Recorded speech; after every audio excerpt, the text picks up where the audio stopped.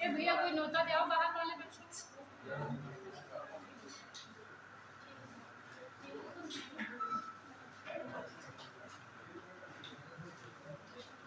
बाहर बता तो दो बच्चों को।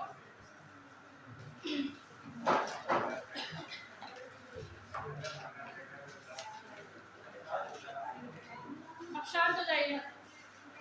इथिक्स क्लास कैसे चल रही है? क्लास कैसे चल रही है? क्लास लिया एक भी इथिक्स की? हाँ, कितनी क्लास ली?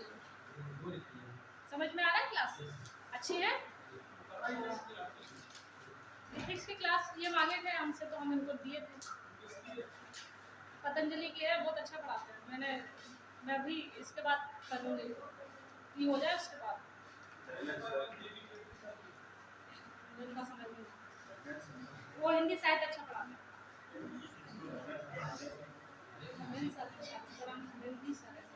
नाम नहीं पता मुझे, बस अच्छा पढ़ाते हैं इसलिए। फिलॉसफी भी पढ़ा, बातें बहुत करते हैं। चलिए अब शांत हो जाइए। मुँह पे आगे रखो तुम लोग सब। शांत हो जाओ, शांत। तो कहाँ तक हो गया था? बजट दो प्रकार के होते हैं, ठीक है? तो पहले दो प्रकार के हुआ करते थे, हालांकि अब एक ही आता है।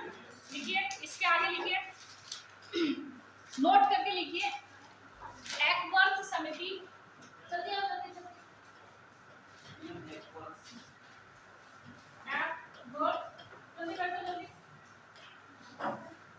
एकवर्थ समिति, आप दोनों लोग नहीं थे इससे पहले वाली क्लास में, थे ना हम लोग?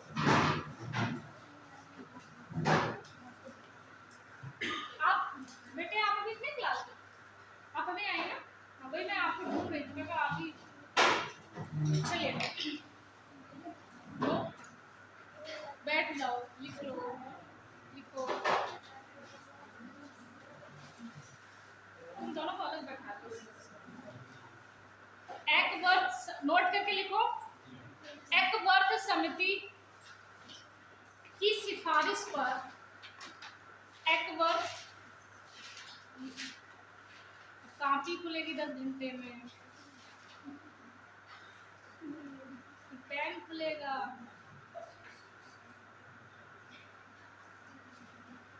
नोट करके लिखो, दो बजट हमने बताए थे, रेल और सामान्य बजट, ठीक है? अब नोट करके लिखो, एकवर्थ समिति, एकवर्थ समिति की सिफारिश पर। ज्यादा तुम लोग ऐसा करो, लड़कियों को पीछे और लड़कों को आगे बैठाना शुरू करो, फिर पता चलेगा। एकवर्थ समिति की सिफारिश पर 1925 में, अब लिखिए 1925 में रेल बजट को सामान्य बजट से अलग कर दिया गया था।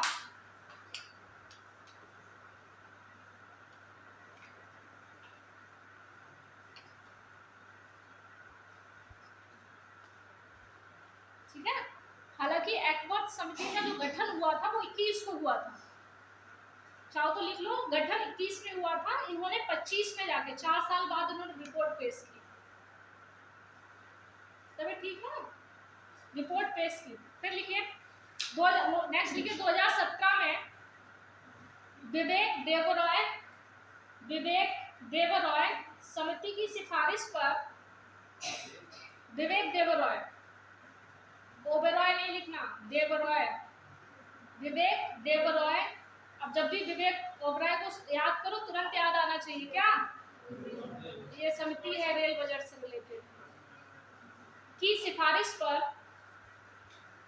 सिफारिश पर रेल बजट को पुनः, कहाँ छूट गया, मैं दोबारा बोल रही हूँ, 2017 में विवेक देवरॉय समिति की सिफारिश पर रेल बजट को पुनः सामान्य बजट में शामिल कर लिया गया, सामान्य बजट में शामिल कर लिया गया।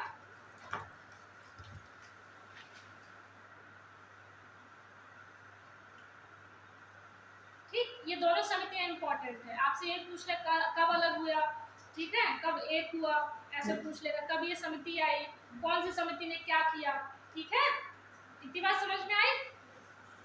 जैसे हमने पढ़ा था कि कोई भी विधेयक आता है उसमें कुछ चरण होते हैं, उस चीज को हमने समझा था, 5 चरण थे। अब बजट कैसे, अब बजट इतनी इंपॉर्टेंट, अब ये देखो बजट को कैसे पेश किया जाता है, ठीक है।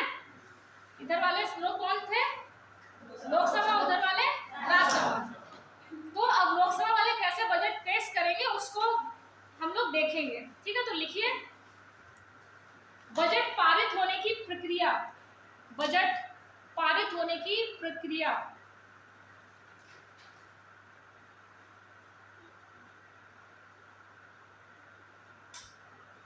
ये 6 चरणों में पूरी होती है। इसी का आगे बहुत स्लो लिखते हैं क्या, आपको छूट जाता है। उनके पास वाली सीट पे बैठ जाओ, या तो क्या ऐसे रफली लिखा करो, यहाँ पे सजा सजा के नहीं लिखा करो, घर पे लिखा करो,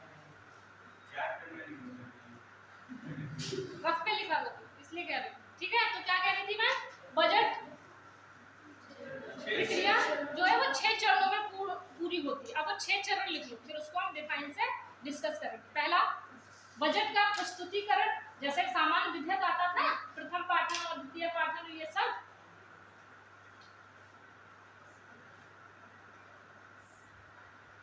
बजट का प्रस्तुतिकरण। दूसरा, आम बहस या चर्चा, आम बहस या चर्चा। तीसरा, स्थायी समितियों द्वारा जांच, स्थायी समितियों द्वारा जांच। चौथा, अनुदान, अनुदान की मांग पर मतदान, अनुदान की मांग पर मतदान। पांचवा, विनियोग विधेयक को पारित कराना, विनियोग, विनियोग, ये विधेयक बहुत इंपॉर्टेंट है। अगर ये पारित नहीं होगा तो बजट पारित नहीं होगा। विनियोग विधेयक, विनियोग विधेयक को पारित कराना। इसके चाहे कोष्टक में लिख लो, आर्टिकल 114 विनियोग विधेयक का लिख लो, आर्टिकल 114 पूछ लेता है, ठीक।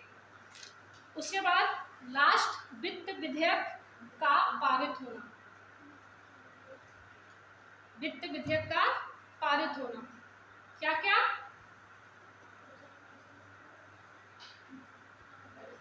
सबसे पहले आप बजट लेके आएंगे, ठीक है। उसके बाद आप क्या लेके आएंगे, चर्चा करेंगे। उसके बाद क्या करेंगे, चर्चा होगी तो समितियों को भेज देंगे, समितियों ने भेज दिया, उसके बाद क्या होगी, अनुदान मांगे होंगी, ठीक है। उसमें मतदान किया जाएगा। उसके बाद फाइनल, पारित होने से पहले विनियोग विधेयक पारित होना बहुत जरूरी है। अगर विनियोग विधेयक आर्टिकल 114 पारित नहीं होता है तो बजट पारित नहीं हो सकता है। ये बहुत बार पूछा गया है क्वेश्चन कि विनियोग विधेयक क्यों आवश्यक है, फिर बजट पारित होने के लिए कौन सा विधेयक इंपॉर्टेंट है, आर्टिकल भी पूछ लेता। तो विनियोग विधेयक पारित होना इंपॉर्टेंट, ये 5वां चरण है। छठा क्या है, पास करा लेना फिर, ठीक। अब हम इसी पे थोड़ी थोड़ी चर्चा कर लेते हैं, जैसे उसमें किया था कि क्या है ये सारी चीजें। तो पहला लिखिए, बजट का प्रस्तुतिकरण, हेडिंग डाल लीजिए, बजट का प्रस्तुतिकरण।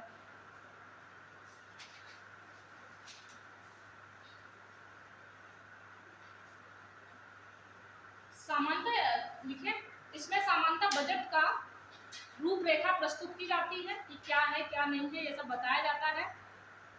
जैसे हमने प्रथम पाठन में पढ़ा था, केवल प्रस्तुतिकरण होता है,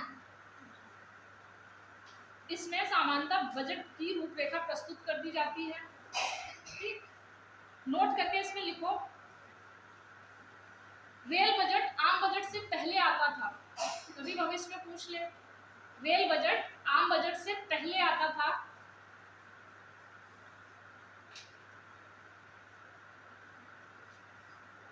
ठीक है, तो रेल बजट फरवरी के तीसरे सप्ताह, रेल बजट फरवरी के तीसरे सप्ताह और आम बजट फरवरी के अंतिम सप्ताह में पेश किया जाता था।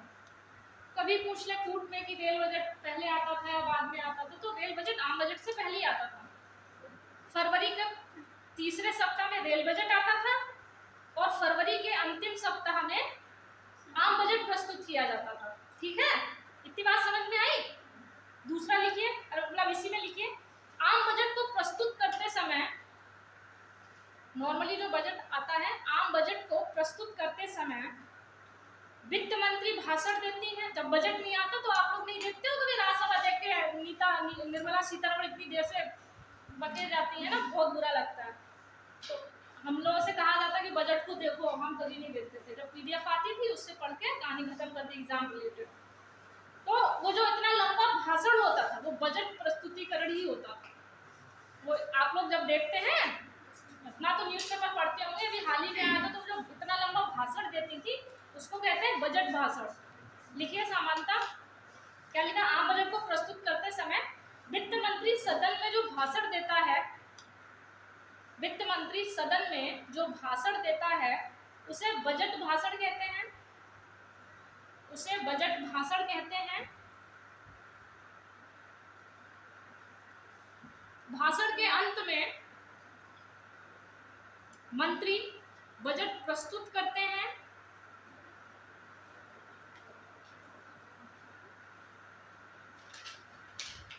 ठीक है, यहीं पे एक नोट करके लिख लो, राज्यसभा को, वो अभी इस पे बाद में चर्चा कर लेंगे, नहीं तो भूल जाऊंगा। राज्यसभा को अनुदान मांगों पर कटौती का कोई अधिकार नहीं है। राज्यसभा को अनुदान मांगों पर कटौती का कोई अधिकार नहीं है। पहला क्या था कि सामान्य प्रस्तुतिकरण ना, हमने बजट का प्रस्तुतिकरण किया, हमने क्या उत्तर को समझा, प्रस्तुतिकरण हुआ, उसमें बजट, जो बजट भाषण होता है, बजट भाषण होता है ना। तो वो जो बजट भाषण देने को पहले तो जो वित्त मंत्री होते हैं पूरे सदन को बताते हैं कि ये बजट है, ऐसा है वैसा है ये। ठीक है, तो उस पूरे को क्या कहते हैं, बजट भाषण। वो भी 2-3 घंटे का लगभग होता है, जो भी है। ठीक है, तो इसको बजट भाषण कहते हैं। इसके बाद जब वित्त मंत्री जी जो होते हैं सब भाषण दे लेते हैं, उसके बाद सारी प्रतिलिपियां बांट दी जाती हैं बजट की।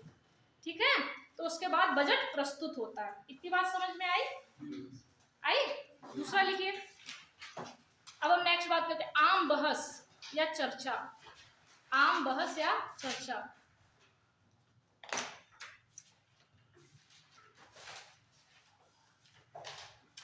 बजट प्रस्तुतिकरण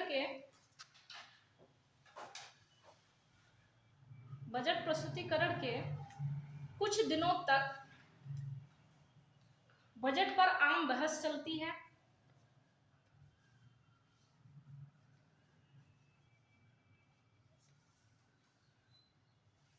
लोकसभा चाहे तो इसके पूरे या आंशिक भाग पर चर्चा कर सकती है।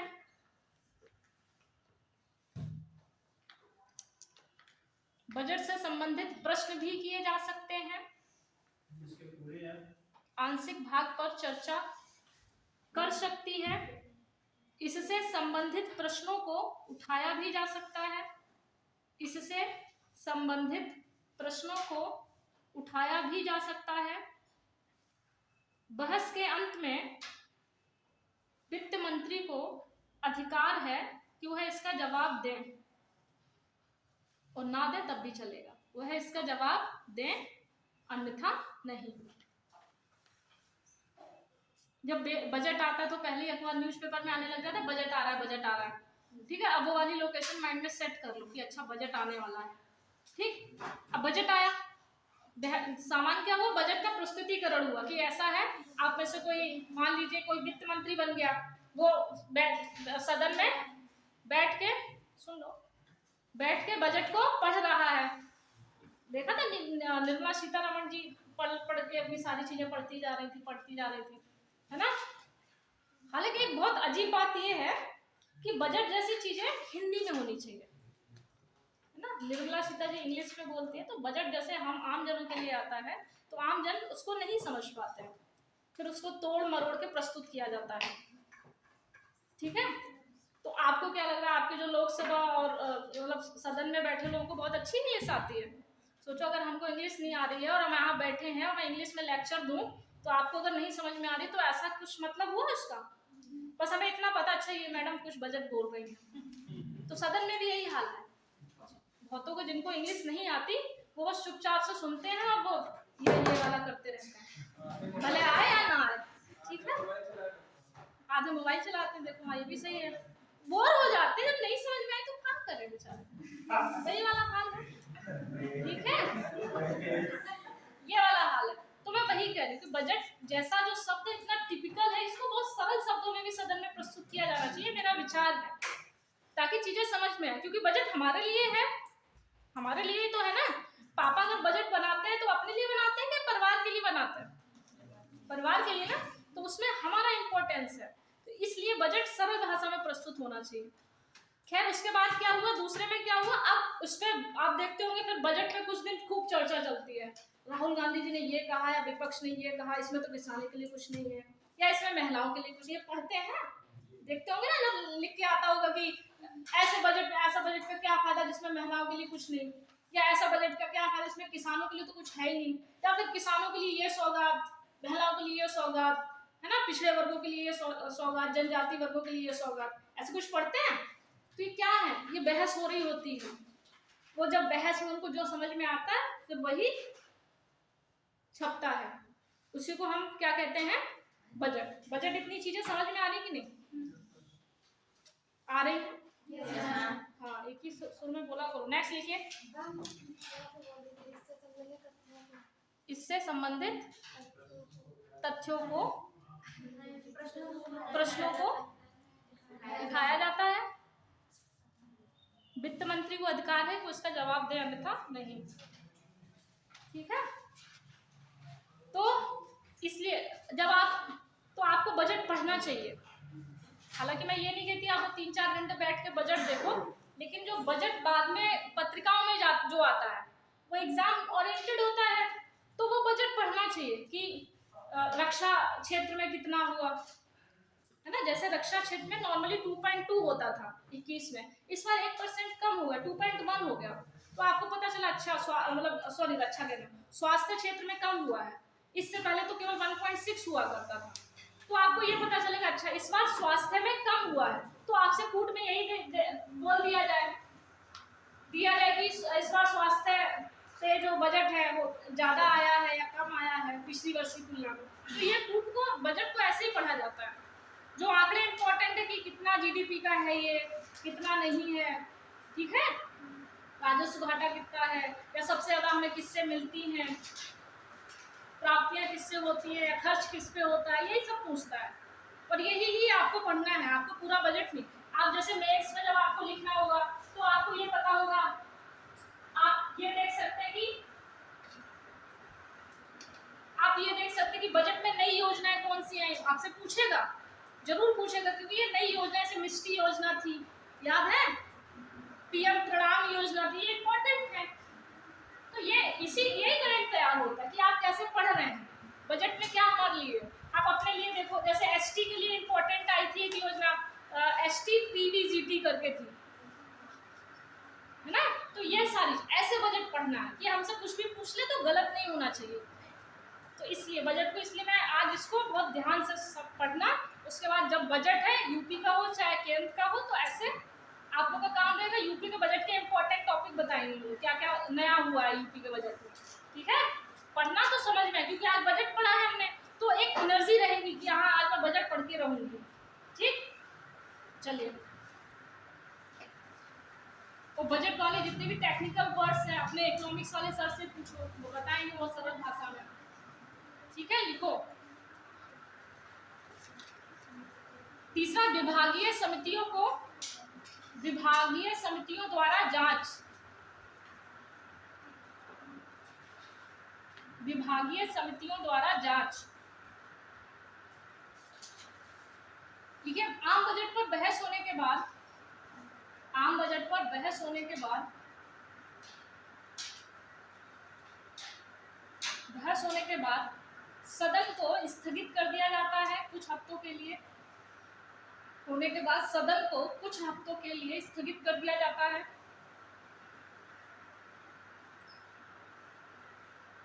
इसी दौरान संसद की स्थायी समितियां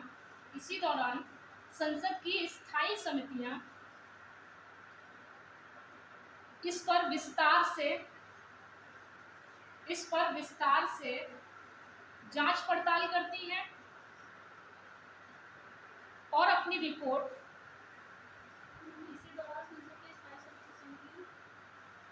स्थायी समितियां जांच पड़ताल करती हैं और अपनी रिपोर्ट को दोनों सदनों में सदन में प्रस्तुत करती हैं। सीधी सी बात है, विभागीय समितियों की जांच के लिए भाई समितियां तो इन्हीं सबसे मिलकर बनती हैं। तो समितियों के जो सदस्य होते हैं या तो लोकसभा या राज्यसभा, इन्हीं से होते हैं सदस्य, होते हैं नहीं। हम संसदीय समितियां पढ़े तो और समझ में। अभी मानो की समितियां हैं और जो समितियों के सदस्य होते हैं इन्हीं सबसे लिए जाते हैं। तो सदन को कुछ समय के लिए, कुछ हफ्तों के लिए स्थगित कर देते हैं ताकि अब केवल किस पे काम हो सके, बजट पे। बजट की भी जो भी जांच पड़ताल है वो अच्छे से हो सके, ये है सही या नहीं है, या और क्या होना चाहिए। ठीक है, ठीक ना। उसके बाद क्या करते हैं, वो अपनी रिपोर्ट सदन में रखवा देते हैं, बस इससे ज्यादा इसमें कुछ नहीं है। चौथा लिखिए, अनुदान की मांग पर मतदान।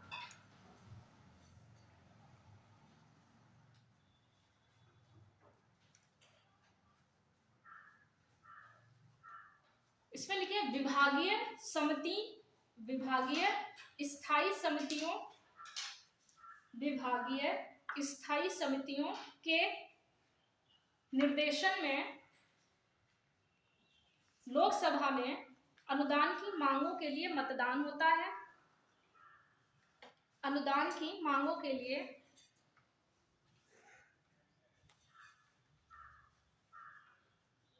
मतदान होता है।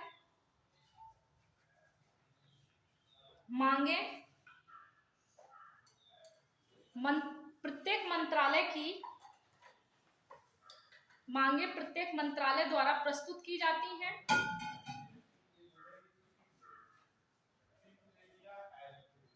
ठीक है, फिर पूर्ण मतदान होने पर, फिर मांगों पर पूर्ण मतदान होने पर मांग अनुदान बन जाती है।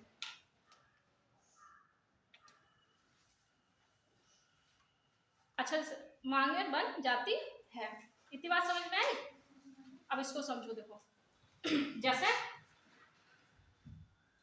पापा ने बजट बनाया, ठीक, बड़े बेटे के लिए इतना, छोटे बेटे के लिए इतना, बेटी के लिए इतना, मम्मी के लिए इतना।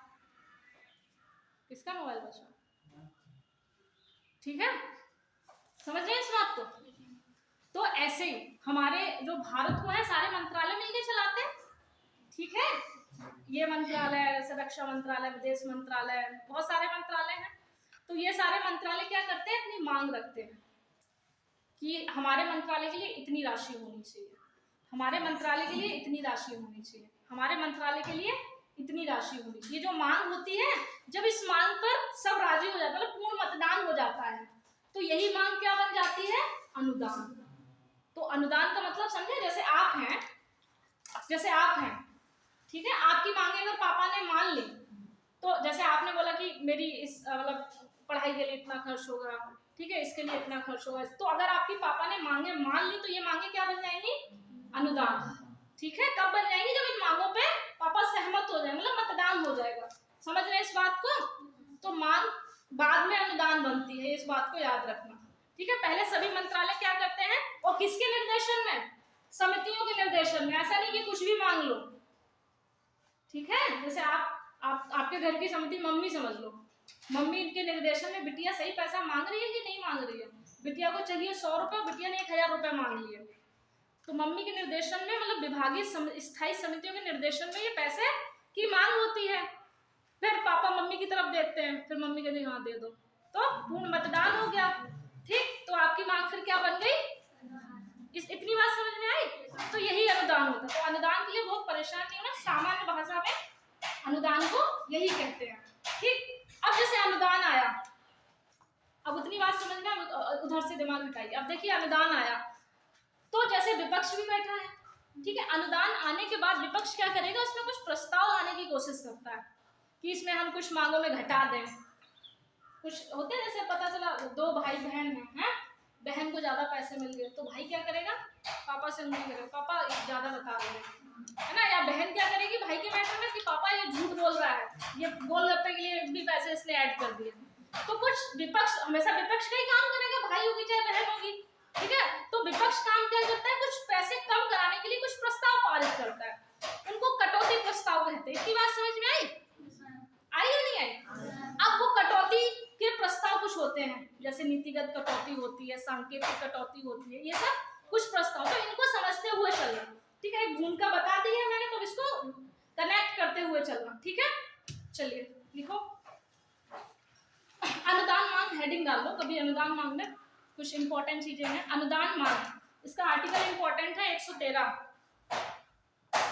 अनुदान मांग आर्टिकल 113, और विनियोग विधेयक जस्ट इसके पास आता है, ठीक है, क्योंकि अनुदान मांगे पहले आई ना, तो 113 हो गई, विनियोग विधेयक बाद में आएगा तो 114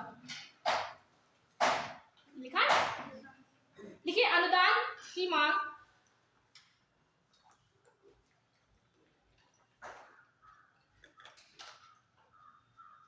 राष्ट्रपति की पूर्व अनुमति से ही, अनुदान की मांग राष्ट्रपति की पूर्व अनुमति से ही लोकसभा में की जाती है।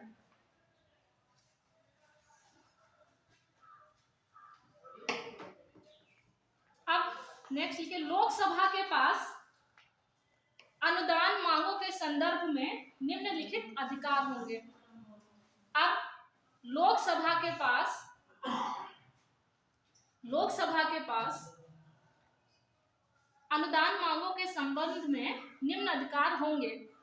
जैसे अनुदान मांगे आई, ठीक, अब लोकसभा क्या कर सकता है, पहला पॉइंट लिखिए, अनुदान दे देगा,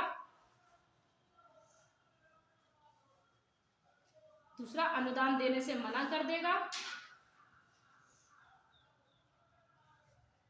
तीसरा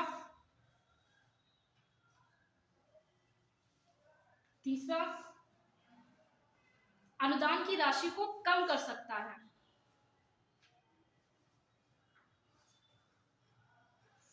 कम कर सकता है, नोट करके लिखिए, नोट करके लिखिए।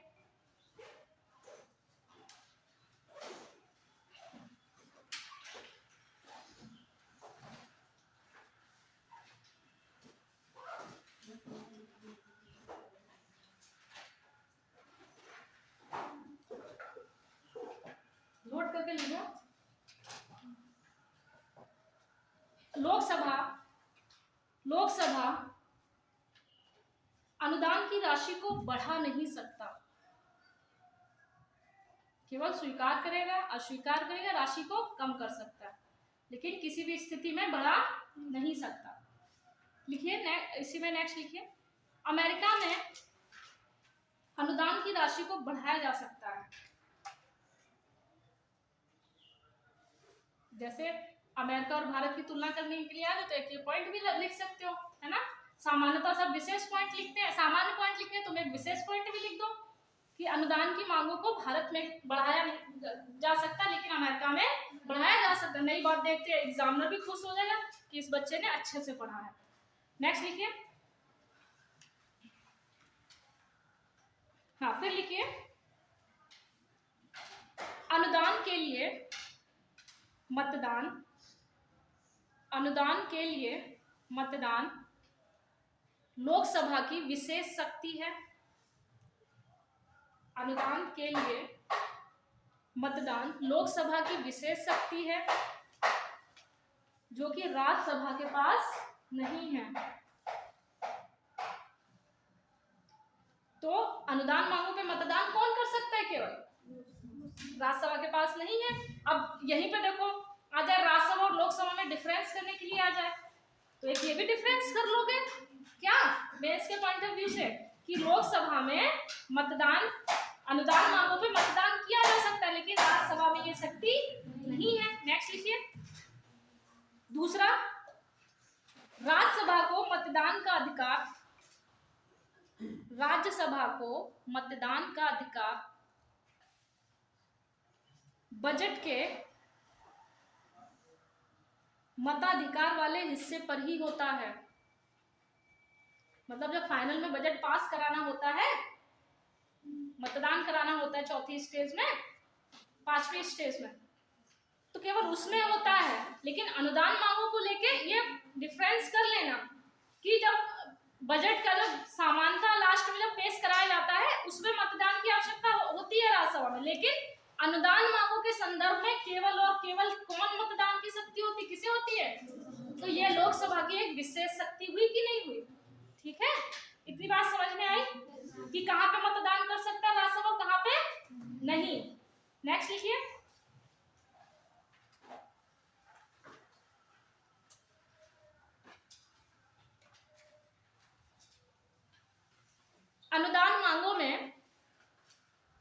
अनुदान मांगों में कटौती 3 प्रकार से की जाती है। अनुदान मांगों में कटौती 3 प्रकार से की जाती है।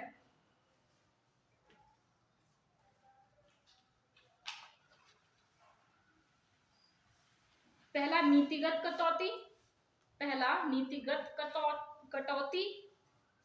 दूसरा पहला नीतिगत कटौती, दूसरा मितव्ययिता कटौती प्रस्ताव,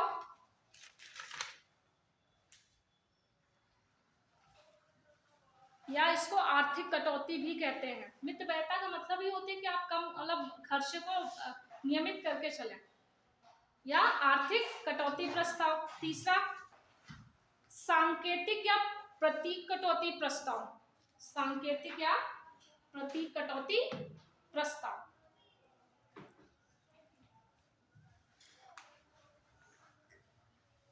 ठीक है, अब हम एक एक करके इनको समझेंगे। इतनी बात कनेक्ट करते हुए चल रहे हो ना कि ऐसे आया मांगे कब अनुदान बनी, अनुदान होने के बाद कुछ विपक्ष के लोग हैं उस पर कुछ कटौती करेंगे, वो कटौती के 3 प्रस्ताव होते हैं, वो तीनों हम इसको समझ लिए। अब इसको हम एक एक समझ लेते हैं। पहला लिखिए नीतिगत कटौती। नीतिगत कटौती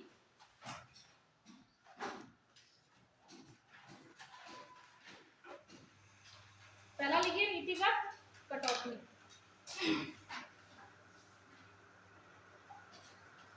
जब विपक्ष द्वारा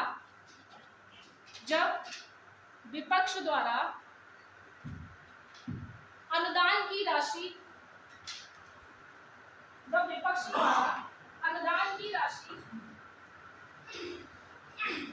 या बजट की राशि जब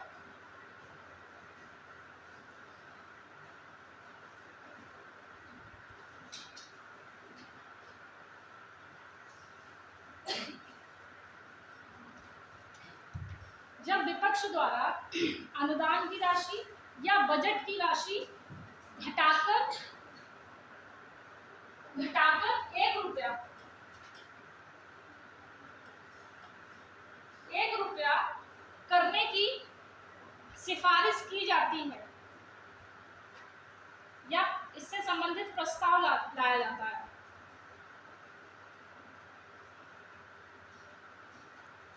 क्या?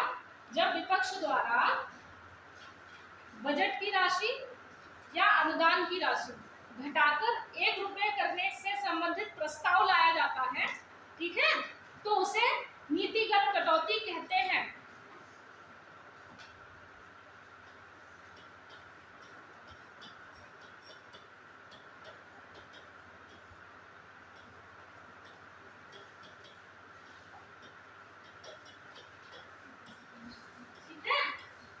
आगे जस्ट नीचे लिखो एरो बना के। इसका मतलब होता क्या है ये तो आप सब जानते हैं। अब इसके आगे नीचे लिखो अगर ये प्रस्ताव, ये वाला प्रस्ताव कौन सा? नीतिगत प्रस्ताव। अगर ये प्रस्ताव विपक्ष द्वारा पास करा लिया जाता है, सदन में किस नियम के तहत बहस नहीं कराई जाती और किस नियम के तहत बहस कराई जाती है? एक नियम जो होता है वो बहुत कठिन होता है क्योंकि उसमें मतदान करना पड़ जाता है बहस के बाद, पढ़ाई थी ना। और एक होता है सामान्य होता है, उसमें मतदान की जरूरत नहीं होती है। 184 193 याद है? 184 और 193 याद है? वही 184 में बजट क्या करा लिया जाता है, मतदान की आवश्यकता पड़ जाती है। 193 में नहीं। क्या कह रही थी मैं? एरो बना के लिखिए। अगर ये प्रस्ताव अगर ये प्रस्ताव विपक्ष द्वारा, अगर ये प्रस्ताव बजट विपक्ष द्वारा पारित करा लिया जाता है तो इसे अविश्वास प्रस्ताव माना जाएगा। तो इसे अविश्वास प्रस्ताव माना जाएगा और सरकार को अपना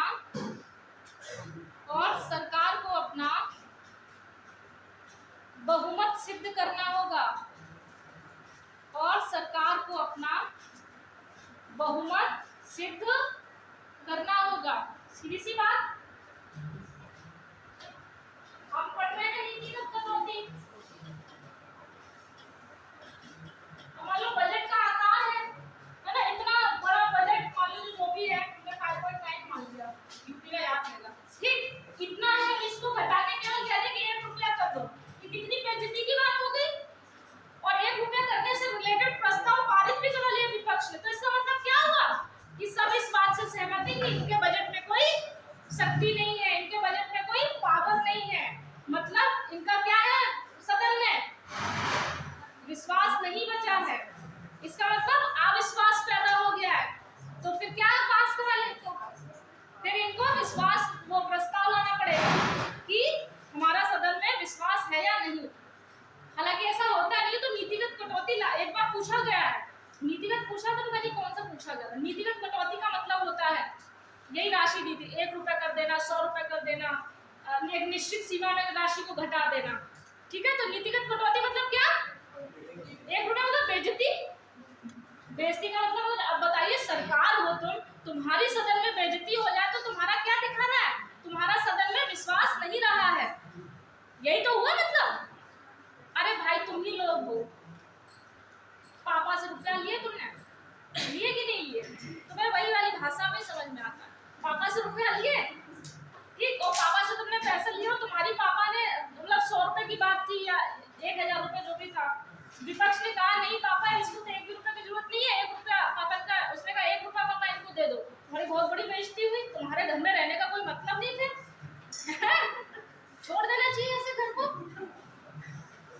ठीक है, समझ गए इस बात को। तो 1 रुपया करा लेने का मतलब ही क्या है, नीतिगत कटौती मतलब अविश्वास प्रस्ताव, ठीक। दूसरा लिखिए, अब तो समझ में आया दादा, लिखो दूसरा, सरल शब्दों में से लिखो। मितव्ययिता या आर्थिक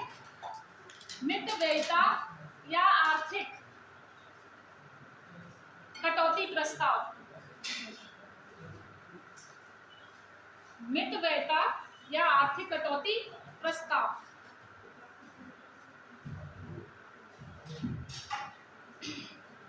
ठीक है, बोलूं। जब अनुदान की राशि में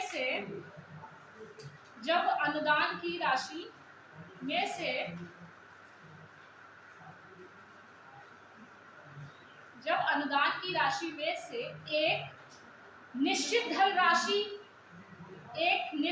धनराशि निकालने का प्रस्ताव विपक्ष द्वारा पास करा लिया जाता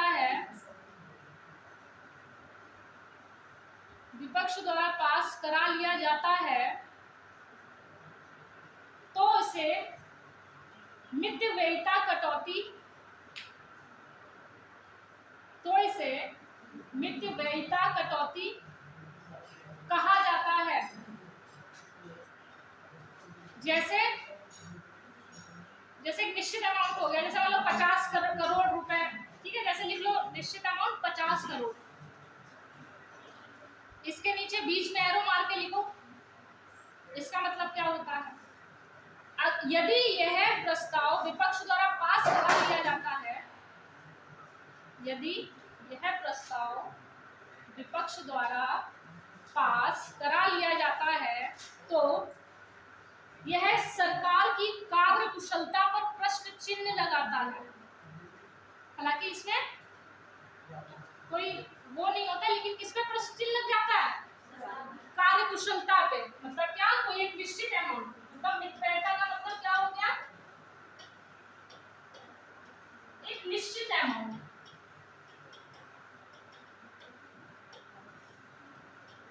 एक निश्चित राशि। अगर ये निश्चित राशि से संबंधित कोई प्रस्ताव पारित हो जाता है तो ये क्या दिखाता है, सरकार की कार्य कुशलता पर क्या लगाता है कि सरकार सही से काम नहीं कर रही। और अगर 1 रुपया पारित हो जाता है, 1 रुपये वाला नीतिगत, तो अविश्वास प्रस्ताव वाली फीलिंग आ जाती है। ठीक, नेक्स्ट लिखिए सांकेतिक या प्रतीक कटौती प्रस्ताव। सांकेतिक या प्रतीक कटौती प्रस्ताव। थक गई? यस ना? मैंने क्या बोला, मैंने बोला थक गई तो तुमने बोला यस ना। मैंने बोला थक गई। लिखिए, जब विपक्ष द्वारा, बाद में बातें कर लेगा, अभी ब्रेक दूंगी। जब विपक्ष द्वारा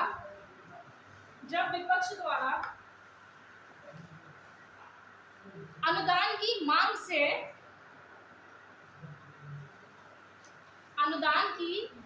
से 100 रुपए, इसको अंडरलाइन कर लेना, 100 रुपए निकालने का प्रस्ताव पारित करा लिया जाता है। 100 रुपए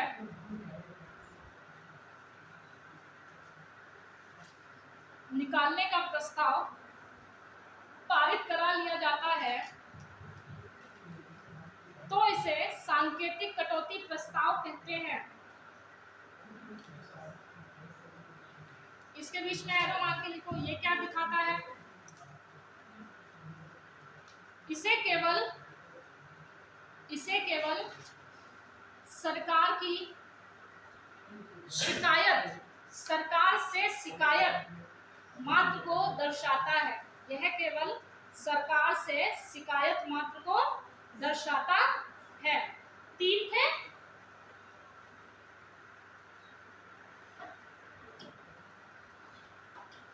तुम लोग बोलोगे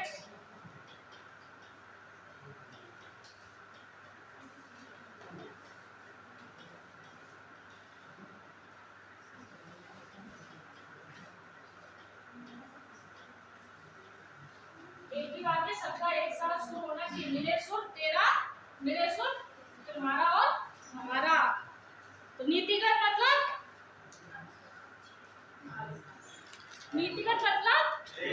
1 रुपया। मितव्ययिता मतलब निश्चित राशि, लाइक 50 करोड़ 100 करोड़ जो भी हो। और सांकेतिक मतलब 100 रुपया। ठीक, यही पूछते हैं और कुछ नहीं पूछते, इसलिए कहती हूँ पीछे हुआ नहीं है। ठीक, नेक्स्ट लिखिए। अगर पहला पास हो गया वो क्या शो करता है, मतलब इतनी बड़ी राशि को 1 रुपया करने वाला गाल पे तमाचा हुआ कि नहीं हुआ। दूसरा मितव्ययिता मतलब कार्य कुशल, मतलब कार्य सरकार अच्छे से नहीं कर रही है। तीसरा सांकेतिक मतलब शिकायत मत। ठीक, नेक्स्ट लिखिए अनुदान के प्रकार। अनुदान के प्रकार आर्टिकल 115 और 16।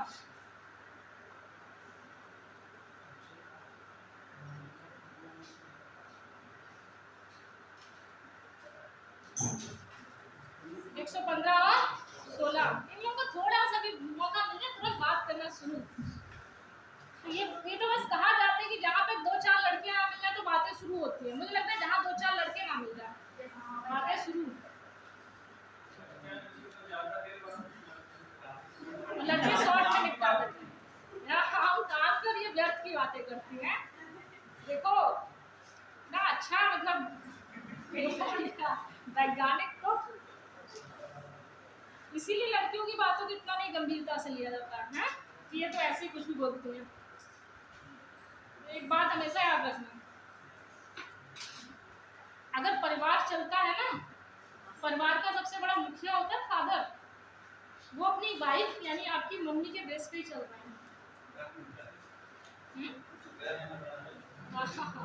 ठीक है, आप लोग भी भविष्य में आप लोग भी इतना अच्छा कभी कर पाएंगे तो आप भी अपने पार्टनर की वजह से कर पाएंगे।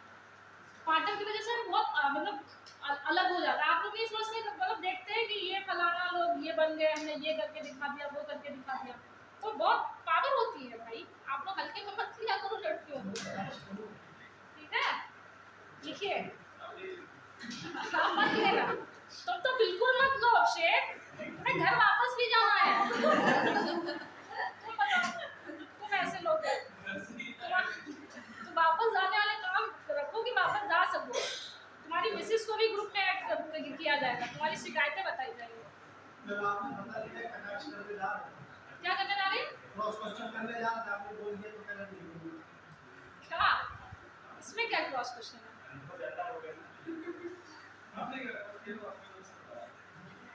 तुम लोग ये लोग बहुत छेड़ते हैं।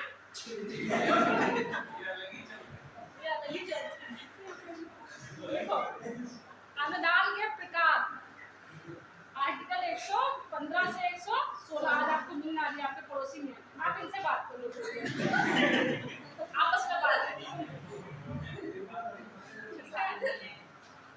नींद आ रही है आपको, मैंने देखा। अच्छा, आत्मचिंतन कर रहे थे सारे प्रस्ताव पे। चलिए, अनुदान के प्रकार 115 और 116 लिखिए। अब अनुदान के कुछ प्रकार होते हैं, जैसे आपकी मांगे अनुदान बन गई तो अनुदान के कुछ टाइप्स होते हैं कि कौन से अनुदान, ठीक है? तो जैसे पहला लिखिए अनुपूरक अनुदान। लिखिए एक, सॉरी इससे पहले लिखिए आर्टिकल 115 में 2 प्रकार के अनुदानों की चर्चा की गई है। 115 लिखा है और 116 लिखा है ना, तो 115 में 2 अनुदान की बात की गई है, लिखिए, और 116 में बाकी के अनुदानों की बात की गई है। 115 में 2 अनुदानों की बात की गई है। पहला 115 के तहत अनुपूरक और अतिरिक्त अनुदान। अनुपूरक अनुदान, अनुपूरक अनुदान, दूसरा अतिरिक्त अनुदान या अधिक अनुदान। ठीक, अब समझ लो होता क्या है। पहली हेडिंग डालो अनुपूरक अनुदान। अनुपूरक अनुदान, अभी इसको हम लोग सॉर्ट करने की कोशिश करेंगे। अभी लग रहा होगा बहुत हो गया, लेकिन इसको जब समझोगे ना तो लगेगा कुछ नहीं, ठीक है? तो लिखिए अनुपूरक अनुदान, जब किसी चालू वित्तीय वर्ष में, जब किसी चालू वित्तीय वर्ष में किसी कार्य या सेवा पर, जब किसी चालू वित्तीय वर्ष में किसी कार्य या सेवा पर खर्च की जाने वाली राशि, खर्च की जाने वाली राशि अपर्याप्त पाई जाती है या कोई नई सेवा चालू करनी हो, या कोई नई सेवा चालू करनी हो, तो इसके लिए अनुपूरक अनुदान प्रस्तुत किया जाता है।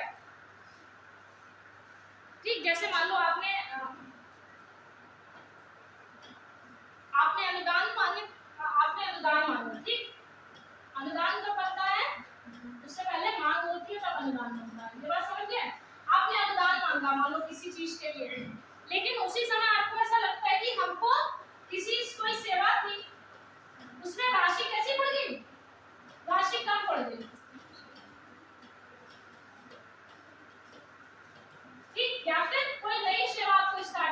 पड़ जाए। जैसे सारे मंत्रालयों की मांगे अपनी अपनी अलग होती है, सारे मंत्रालय अपनी अनुदान मांगे प्रस्तुत करते हैं। मान लो किसी मंत्रालय को कोई नई सेवा शुरू कर दी, मान लो जैसे रक्षा मंत्रालय था, उसने कौन सी नई सेवा आई थी सैन्य भर्ती को लेके? अग्निवीर जब नया स्टार्ट करना था, नई सेवा थी, इसके लिए क्या मांगा गया?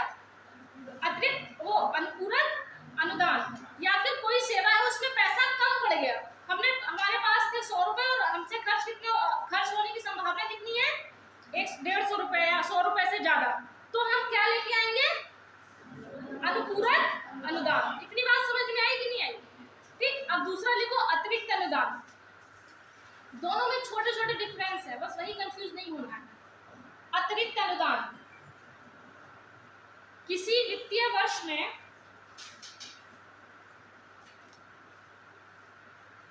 किसी सेवा या कार्य के लिए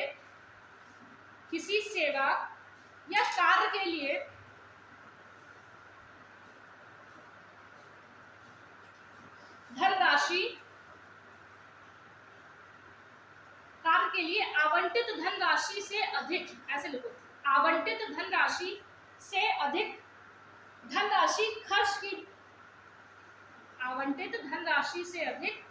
धनराशि खर्च कर दी जाती है तो उसे अतिरिक्त अनुदान के माध्यम से पूरा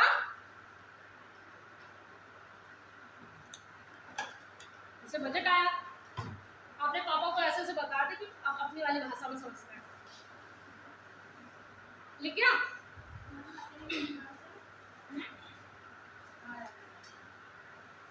लिख गया कि नहीं? बजट आया, हम मांगे पापा, आप लोगों ने पापा से पैसे मांगे, ठीक। अब 2 अतिरिक्त अनुदान 115 के तहत, मतलब 2 अनुदान, एक तो क्या अनुपूरक अनुदान और एक क्या अतिरिक्त अनुदान।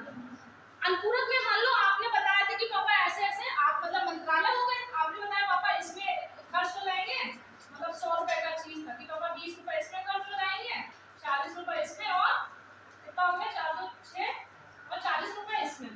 आपके पास तो कुछ बचा नहीं है ना, इसीलिए आपको पता चल गया कि ये मान लो आपने पढ़ाई के लिए मांगा, पढ़ाई के लिए ज्यादा मांगा, पढ़ाई के लिए और फिर आने वाले के किराया बहुत लगता है, ये किराए के लिए और ये आपने ऐसे रख लिया, मतलब खाने पीने के लिए, ठीक।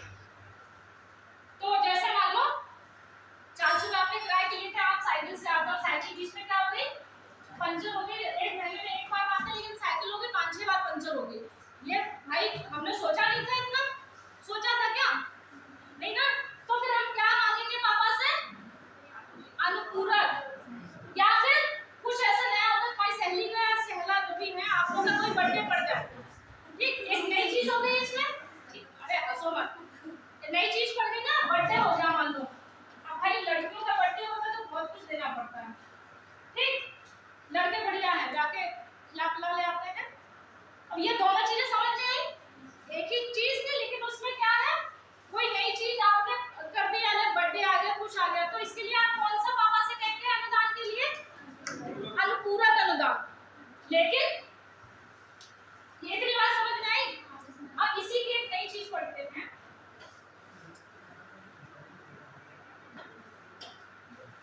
अतिरिक्त अनुदान।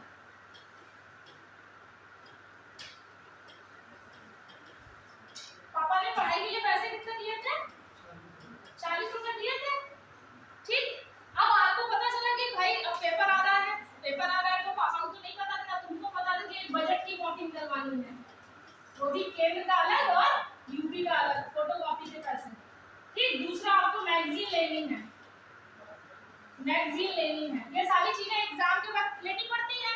तो हमारे पास 40 रुपए थे, ठीक, 40 से हमारे पास खर्च कितने हो गए? 60 रुपए। समझ पा रहे हैं? इसमें हमारे पास 40 थे और लेकिन खर्च हमने ज्यादा कर दिए, वो आपको कहीं से भी मिले, वो अलग मुद्दा है, उधार ले लिया कुछ किया, ऐसे समझा रहे। तो हमने 60 रुपए खर्च कर दिए, तो अब राशि कम पड़ गई, चूंकि 40 रुपए की बात थी और राशि कितनी देनी पड़ गई हमको? 60। तो इसमें राशि कम पड़ गई और हमने ज्यादा खर्च करनी है, तो इसके लिए हम क्या लेके आएंगे? अतिरिक्त या अधिक अनुदान। ये बात समझ में आई?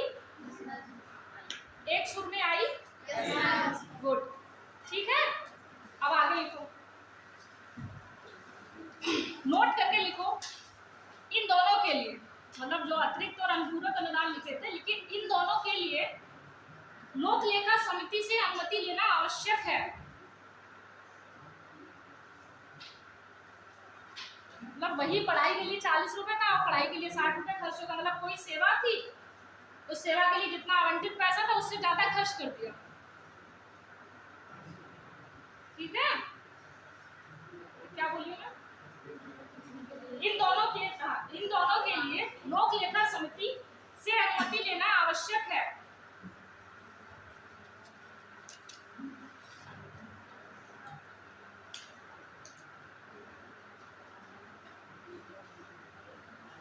लिखिए, अनुच्छेद 116 के तहत, अभी आप दूसरे 115 और 116 पढ़े थे ना। 115 में दो केवल अतिरिक्त और अनुपूरक। अब दूसरी बात क्या? 116 के तहत, अनुच्छेद 116 के तहत 3 प्रकार के अनुदान की बात की गई है। 3 प्रकार के अनुदान की बात की गई है। पहला लेखा अनुदान, दूसरा प्रत्यानुदान, लेखानुदान, प्रत्यानुदान, चौथा और तीसरा अपवाद प्रत्यानुवाद। पहला लेखानुदान, दूसरा प्रत्यानुदान, तीसरा अपवाद अनुदान या अपवादानुवाद अपवाद अनुदान। ठीक, ये किसके तहत बात की गई है? 116(3) के तहत। लिखिए, पहला लिखिए लेखानुदान।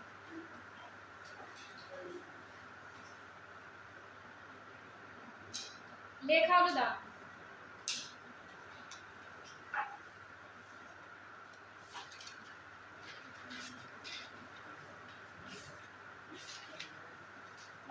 बहुत सवाल दिया गया है। लेखानुदान लिखिए, मुझे सुन लो थोड़ा सा। लिखिए, किसी वित्तीय वर्ष में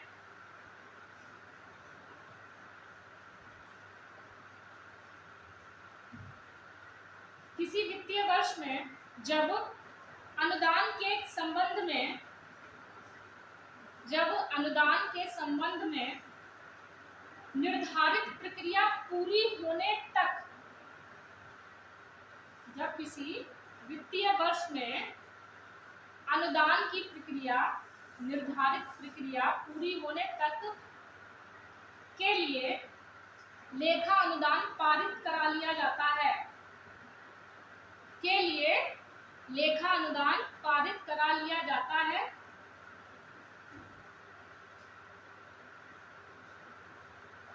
यह बजट का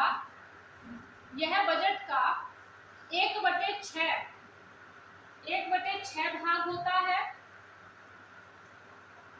जिससे लगभग 2 महीने का खर्च चलाया जा सकता है।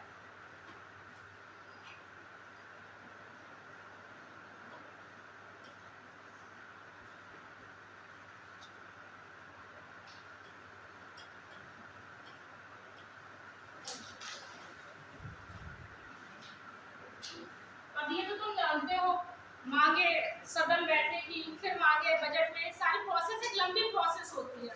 ठीक है, अनुदान मांगे रखी जाएंगी, लेकिन हम रोक तो सकते नहीं, कुछ रोक सकते कि नहीं? सारे मंत्रालयों को मतलब चाहिए होता है कि हाँ, कि हमारा काम चलता रहे। तो उसके लिए क्या होता है कि जब तक प्रोसेस पूरी होगी, जब तक बजट पास होने तक प्रोसेस पूरी होगी, तब तक क्या निकाल लेते हैं? छोटा सा बजट निकाल लेते हैं, इसको मिनी बजट भी कहते हैं। लेखा अनुदान ले आते हैं। ये कितना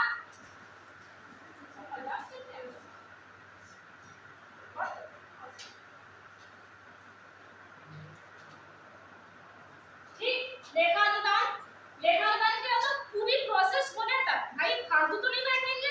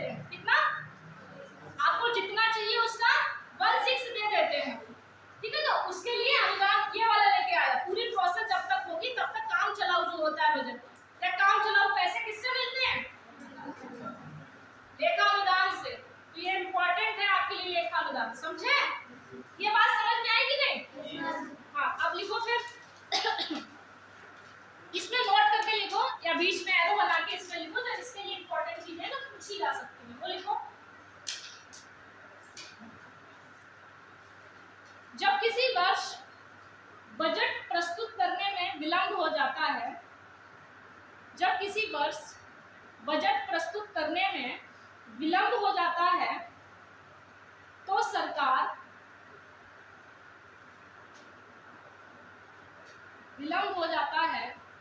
सरकार अपने खर्च के लिए लेखा अनुदान की मांग करती है। ठीक है, नेक्स्ट पॉइंट इसी में लिखो, इसे मिनी बजट के नाम से भी जाना जाता है। इसे मिनी बजट,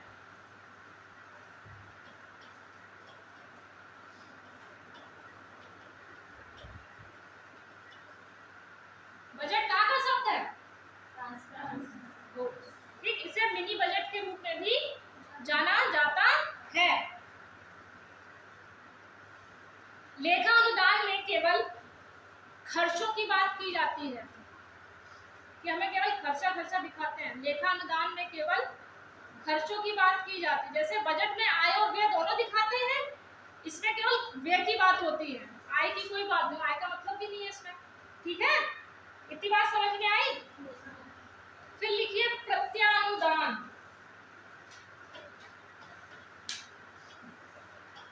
प्रत्यानुदान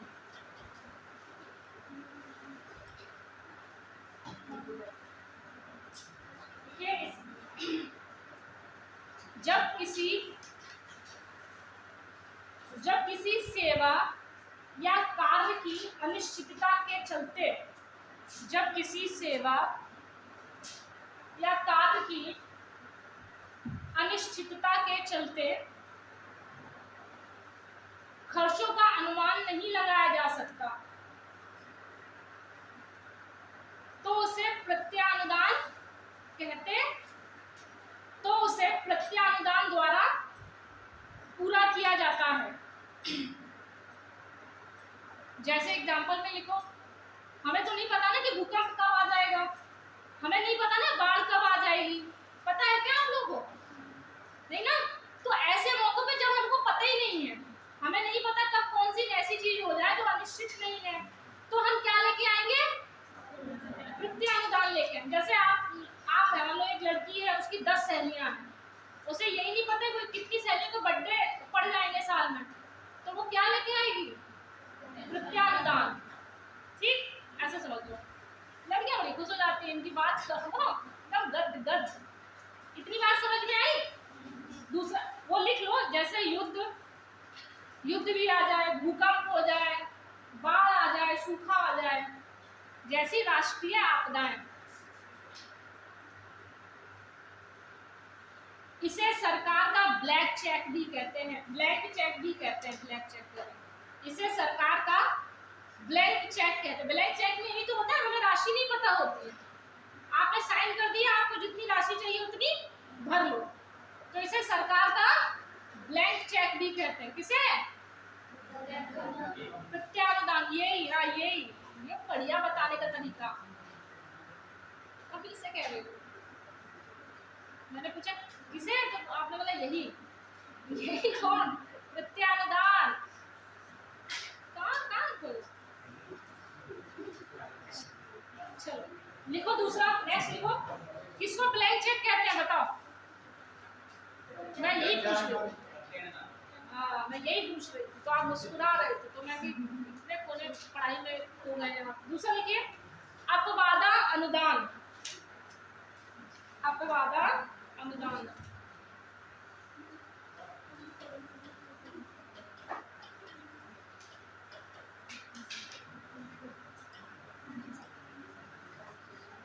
अपवादा अनुदान। लिखो, किसी वित्तीय वर्ष में जो चालू सेवा का भाग नहीं है, जो चालू सेवा का भाग नहीं है, उसे अपवादा अनुदान द्वारा पूरा किया जाता है। अपवाद का मतलब ये होता है कि कोई मतलब वो नहीं है, इसकी कोई चर्चा नहीं है। ठीक है, तो ऐसा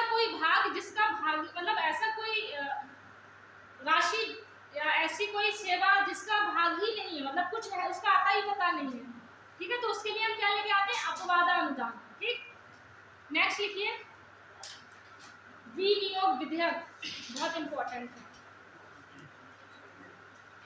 विनियोग विधेयक आर्टिकल 114, और अनुदान मांगे इससे अभी जस्ट बताइए 113 अनुदान मांगे इसी के तहत मांगी जाती है ना। ये तो अनुदान के प्रकार हैं 115 और 116, ठीक है, आया ना समझ में। लिखो विनियोग आर्टिकल इसका लिखे ना बड़ा बड़ा 114। देखो संचित निधि से धन निकालने के लिए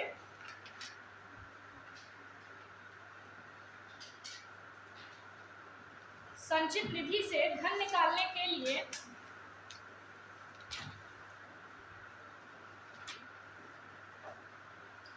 जो विधेयक पारित किया जाता है उसे विनियोग विधेयक कहते हैं। मतलब आपको सारे पैसे कहां से लेते हैं, संचित निधि से लेते हैं, ठीक है, तो संचित निधि से जो धन निकालना होगा फाइनली तो किसके थ्रू निकालेंगे, हाँ, तो बजट भी आप बजट से ही पैसे निकाल रहे हैं ना, तो बजट पास कराने के लिए कौन सा विधेयक पास होना जरूरी है, समझ गए। तो विनियोग विधेयक अलग नहीं है, बहुत इंपॉर्टेंट है बजट के पर्पज से। ठीक, संचित निधि से धनराशि निकालने के लिए जो विधेयक पास कराया जाता है उसको विनियोग विधेयक कहते हैं, आर्टिकल 114 में। दूसरा लिखिए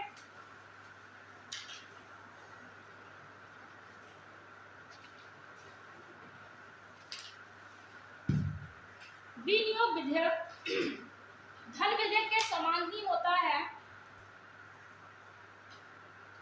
विनियोग विधेयक धन विधेयक के समान ही होता है, इसलिए इसे लोकसभा में ही पेश कराया जाता है। सीधी सी बात है, बजट के लिए तो बजट कौन लेके आता है, लोकसभा। थोड़ा सा सेंस भी लगा लेंगे। विनियोग विधेयक धन विधेयक के समान ही होता है, इसीलिए इसे लोकसभा में पेश किया जाता है और राज्यसभा इसे 14 दिन से अधिक नहीं रोक सकती, और राज्यसभा इसे 14 दिन से अधिक नहीं रोक सकती।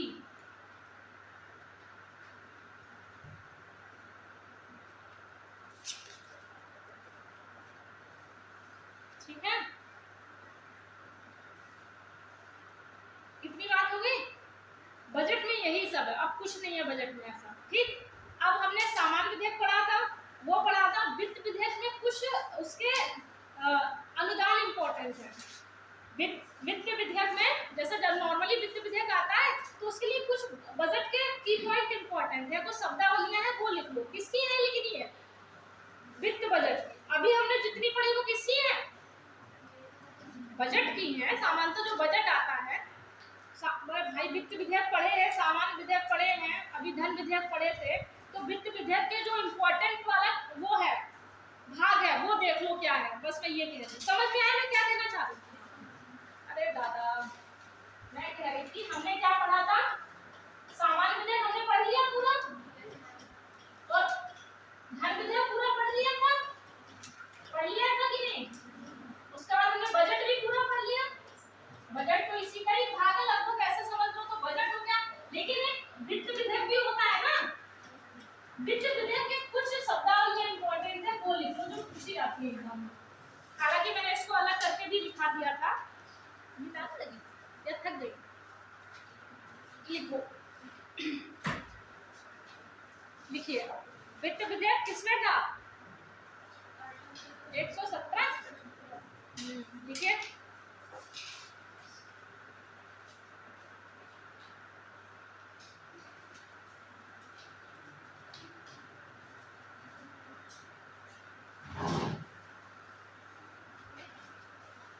कुछ बजट के शब्दावलियां हैं वो हैं, लिखिए लोक लेखा बजट क्या होता है, लोक लेखा बजट, ये बजट की शब्दावलियां हैं। ठीक है, आपसे कभी पूछ ले अन्य बजट, जैसे आपने सारे अनुदान की मांगे वो पढ़ ली, उसके बाद कुछ बजट की शब्दावलियां हैं। लोक लेखा बजट ये क्या होता है वो लिखिए, करों के अतिरिक्त सरकार के पास कुछ ऐसी धनराशि होती है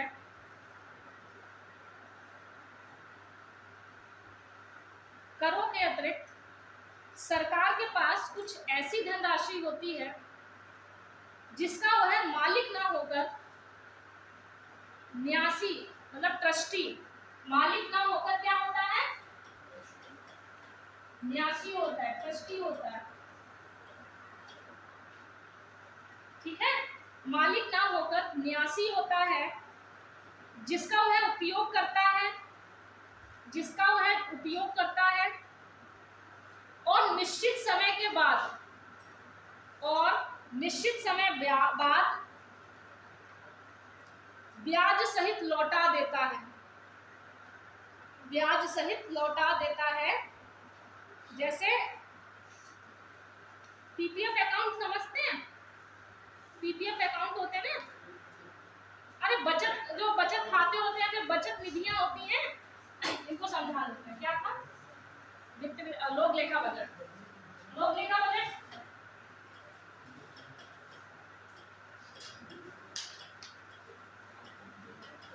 सरकार के पास पैसा करों से आता है, आप कर चुकाते हैं, हम कर चुकाते हैं, सरकार के पास आया।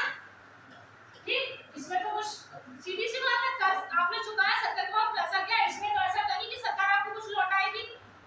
आपको एज अ सर्विस आपकी रोडें अच्छी होंगी या सारी चीजें आपके देश में विकास होगा, ये अलग मुद्दा है, लेकिन कर से ही सरकार के पास पैसा जाता है।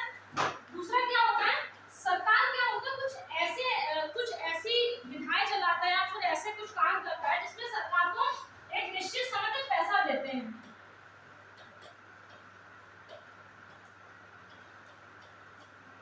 समय तक हमने सरकार को पैसा दिया, तो सरकार उसका मालिक तो है नहीं, जैसे करों का मालिक कौन है, सरकार है। सरकार चाहे तो कर का पैसा अपने मन से जहां चाहे वहां लगा सकता है, ये जान रहे हैं ना। लेकिन जो लोक लेखा बजट होता है वो ये होता है कि सरकार के पास, सरकार को एक निश्चित सीमा में पैसा आप चुकाएंगे, मतलब आप देंगे अपनी भविष्य की निधि को देखते हुए कि भविष्य में जैसे पेंशन होती है, हम पैसा भरते रहते हैं कि नहीं भरते रहते हैं, एक निश्चित समय तक भरते रहते हैं। गुल्लक समझते हो, गुल्लक समझते हो, तो गुल्लक में हमने पैसा डालते रहे, उसके बाद क्या हुआ, एक निश्चित समय बाद जब लगा कि अब हमने वो निश्चित समय हो गई कि हमने कहा कि हम ये 4 महीने के लिए हम इसको रखते हैं। ठीक है, या जैसे निधियां जो होती है सालों की होती है, 4-4 साल, 5-5 साल, 20-20 साल ऐसी होती है ना। तो हालांकि दीर्घकालिक ही होती है वो निधियां, लंबे समय तक, ऐसा नहीं कि आज पैसा दिए 2 साल वापस मांग लो, तो लंबी समय वाली होती है, 10 साल 20 साल। तो उसमें क्या होता है, सरकार को आप पैसा देते रहते हैं, सरकार उसका क्या करता है, उसका ट्रस्टी होता है, मतलब उसका मालिक नहीं होता। क्यों, क्योंकि उसे वापस भी करना है, क्या सहित, ब्याज सहित। आप पैसा क्यों सरकार को दे रहे हो कि आपको क्या मिलेगा, अब भाई सरकार है तो ब्याज अच्छा खासा देगी, तो इसी लालच में हम तो पैसा जमा करते हैं। अभी हाल ही में यूपी ने नई योजना चलाई है, किसान महिला करके, किसान वाला नहीं, महिला प्रमाण पत्र करके है कुछ, उसमें यही तो है कि 7.5% ब्याज की दर से सरकार हमको ब्याज देगी, लड़कियों को केवल। तुम लोग ऐसा मत देखो, ठीक, 2 साल के लिए 2 लाख रुपए मैक्सिमम आप कितना जमा कर सकते हैं, 2 लाख रुपए जमा कर सकते, और कितने दर कितनी है, 7.5%। ये पूछ लिया जाएगा। महिला सम्मान बचत प्रमाण पत्र क्या है, महिला सम्मान बचत प्रमाण पत्र, ये यूपी गवर्नमेंट की नई योजना है बजट में। उसमें क्या किया कि 2 साल तक सरकार आपसे 2 लाख रुपए लेगी, उसके बाद आपको कितने % ब्याज पे लौटाएगी, तो कितना बड़ा % दे रही है सरकार। तो सरकार जब भी ऐसी कुछ चीजें लाती है तो इसलिए सरकार में इन्वेस्ट करना ज्यादा अच्छा समझते हैं। सरकार बचत प्रमाण पत्र नहीं निकालती है, बचत पत्र निकालती है तो हम खरीद लेते हैं, बॉन्ड निकालती है तो हम खरीद लेते हैं, उसके बाद एक निश्चित समय बाद हम उसके बाद सरकार से तुड़वा सकते हैं, यही तो होता है। तो वही जैसे पीपीएफ अकाउंट हो गया, उसमें हमने एक निश्चित समय तक पैसा डाला, फिर सरकार हमको वापस सूद समेत मतलब ब्याज समेत देगी। इतना समझ में, केवल इसी को लोक लेखा क्या कहते हैं, लोक लेखा बजट, ठीक ना। दूसरा लिखे शब्द, ये समझ में आया कि नहीं, दूसरा लिखो,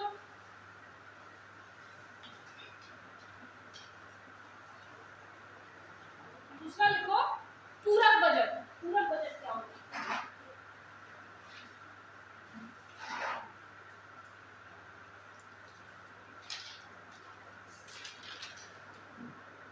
यदि बजट में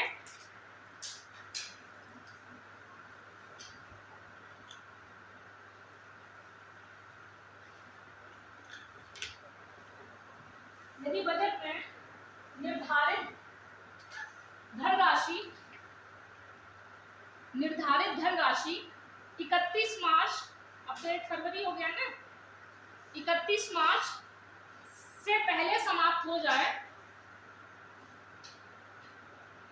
31 मार्च हम नया बजट लेके आ जाते हैं, अब 1 फरवरी हो गया है। कब से हो गया? 2018 से हो गया, याद रखना। ठीक, ले आते हैं क्या था कि पहले समाप्त हो जाती है तो सरकार अपने खर्च के लिए पूरक बजट प्रस्तुत करती है। तो सरकार अपने खर्च के लिए पूरक बजट पेश करती है।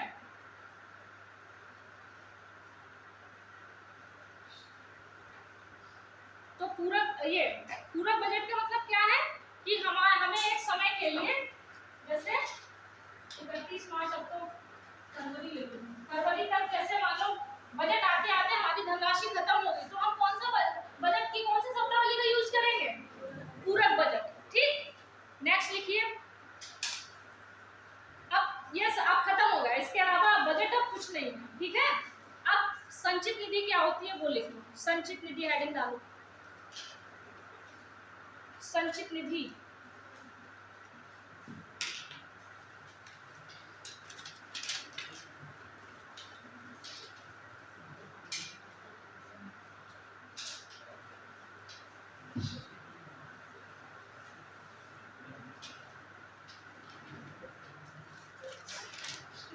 संचित निधि आर्टिकल इंपॉर्टेंट है, कितना? 266 लास्ट टाइम आया था, 266 भी आया था, 267 भी आया था। 267 आकस्मिक निधि को लेके है, तो 266 इसके आगे लिख लो। संचित निधि डाल ली, जैसे इतना बार संचित निधि आती तो है क्या संचित निधि? एक भारत की गुल्लक समझ लो इसे, संसद की गुल्लक या भारत की गुल्लक समझ लो। ठीक है, या पापा की पॉकेट मनी समझ लो, कुछ भी समझ लो। ठीक है, तो संचित निधि हो गया आर्टिकल 266। अब लिखिए इसमें, भारत सरकार द्वारा प्राप्त सभी राजस्व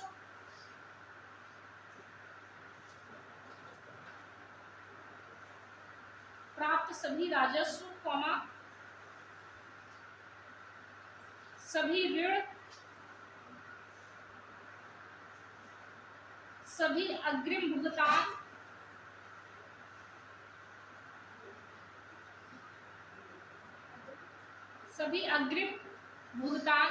मतलब भविष्य के लिए हमें जो पैसा खत्म करना है, सभी अग्रिम भुगतान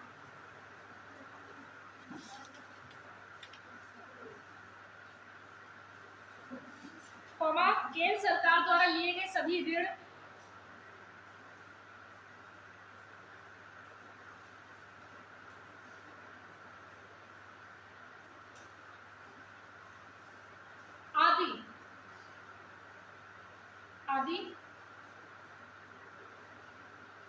आदि इसमें शामिल होते हैं। मतलब सीधा सा मतलब है संचित निधि, परेशान हो, जो इम्पोर्टेंट है वो देखो।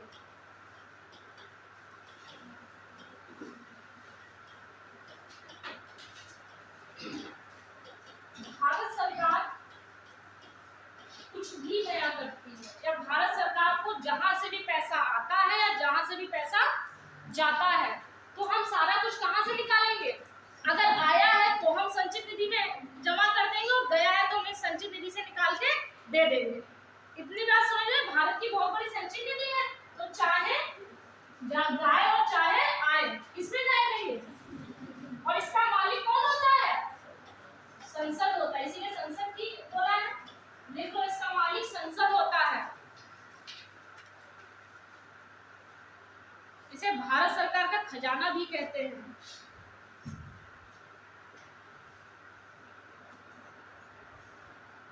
इसे भारत सरकार का खजाना भी कहते हैं।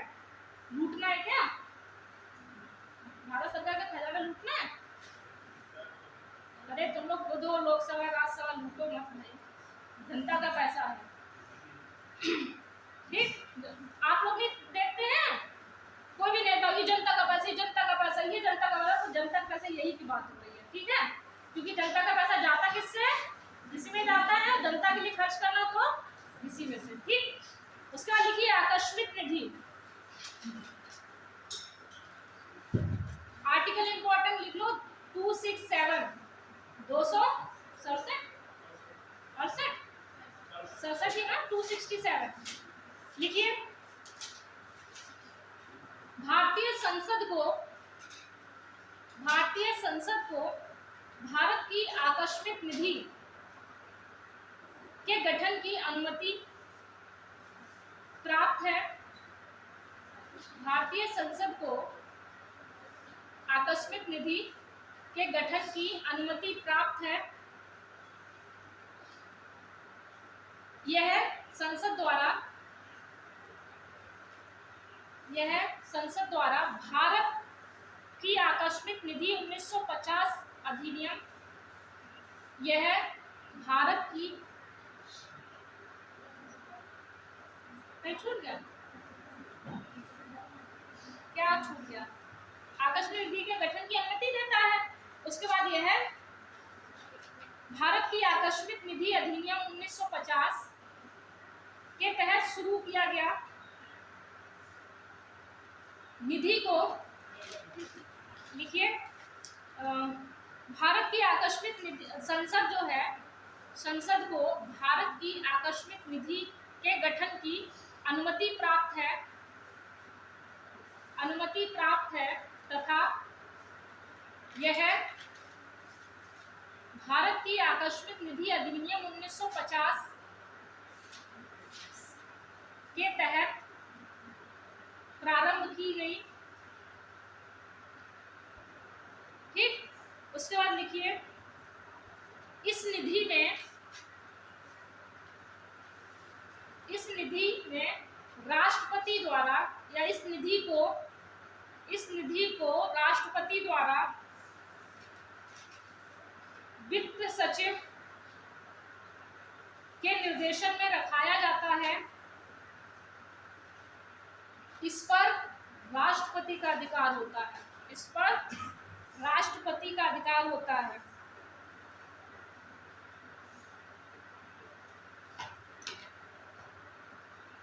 इतनी बात समझ में आई? यही आकस्मिक निधि लिख लो। आकस्मिक निधि आर्टिकल, क्योंकि इसके बाद ही आएगी, क्योंकि इसका पहले खत्म हुआ, इसका बाद में 267। इसमें क्या होगा, जो संसद होता है, संसद का मतलब संचित निधि से कुछ पैसा हम कहाँ ट्रांसफर कर देते हैं, आकस्मिक निधि पे। कभी जरूरत पड़ जाए, है ना, कुछ ऐसा हो जाए कि हमारे पास पहले हमेशा रखी जाती है, भविष्य में ऐसी कोई आपदा ना आ जाए इसके लिए। ठीक, जैसे वित्तीय आपातकाल लग जाए, है ना, तो आकस्मिक निधि रखी जाती है। तो ये कहाँ से ली जाती है, इसी से ली जाएगी भाई। संचित कहीं और से पैसा लोगे क्या, कुछ पैसा गुल्लक से निकाल के हम कहाँ रख देते हैं, आकस्मिक निधि में रख देते हैं। तो इसका मालिक कौन होता है, इसका मालिक राष्ट्रपति होता है। और किसके थ्रू इसको रखवाता है, जो वित्त सचिव होता है वो रखता है, और मालिक कौन होता है, राष्ट्रपति होता है। ठीक है, इतनी बात समझ में आई? और इसमें कुछ नहीं है। ठीक, अब कुछ इंपॉर्टेंट वो लिख लो, मतलब वन लाइनर क्वेश्चन जो आ जाते हैं। 500 करोड़ हो गई, 500 करोड़ लिख लो लिमिट इसकी। 500 करोड़ बहुत होता है, वित्तीय आपातकाल लग जाए तो। एक भी वित्तीय आपातकाल लगा है? हाँ, नहीं लगा है, और ये लग भी नहीं सकता। हाँ, क्योंकि ये फिर जैसे वित्तीय आपातकाल का मतलब ही है कि अब पैसा नहीं बचा हमारे पास, हाहाकार मच जाएगी चारों तरफ। जैसे कहाँ हुआ था, श्रीलंका में हुआ था, याद है? श्रीलंका में सब भाग खड़े हुए। तो फिर अगर आपातकाल लग जाए, वित्तीय आपातकाल, मोदी जी भागते, लंगोटी पकड़ के भागते नजर आएंगे फिर। ठीक है, तो वित्तीय आपातकाल इसलिए नहीं लगता है। मैं अब इसमें जो इम्पोर्टेंट चीजें हैं, जो वन लाइनर पूछी गई है, वो लिख लो। आर्टिकल 120 संसद की भाषा,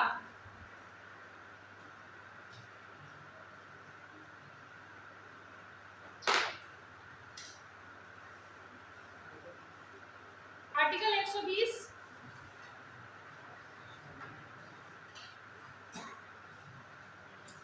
यहाँ से लीजिए, सारे बच्चे आ रहे हैं, सब भेजते हैं, आप चाहते हैं मैं ना भेजूं।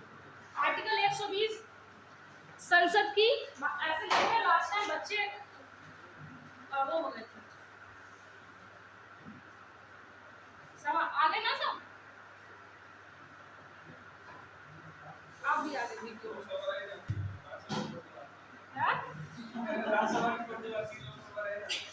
देखो कार्ड भी तुम यही करो, देखो ये सब कहाँ है, आएगी नहीं